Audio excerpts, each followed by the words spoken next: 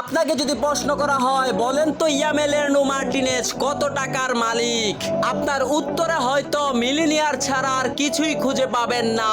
কিন্তু আপনি শুনলে অবাক হবেন, এমন একটা সময় মার্টিনেজের ছিল যে একবেলা না খেয়েও থাকতে হতো। হ্যাঁ দর্শক, বলছিলাম তিনটি কাপ জয়ী আর্জেন্টিনা গোলরক্ষক এমি মার্টিনেজের কথা। মার্টিনেজ এক সাক্ষাৎকারে বলেন, আমি তো সোনার চামচ মুখে দিয়ে বড় হয়নি, আমার বাবাকে আমি দেখেছি অনেক বিল পরিশোধ না করতে পারায় চোখের পানি অঝরে ঝরেছে।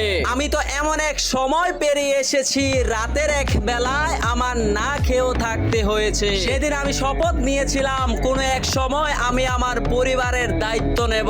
আজ সে মার্টিনেজের ভরসার হাত ধরে আলবিসেলেস্তারা তিনবারের চ্যাম্পিয়ন। তাই আপনাকেও বলতে চাই, লক্ষ্য যদি সঠিক হয় কঠিন পরিশ্রমেও আনবে জয়। ভিডিওটি ভালো লাগলে সাবস্ক্রাইব করে সাথে থাকুন।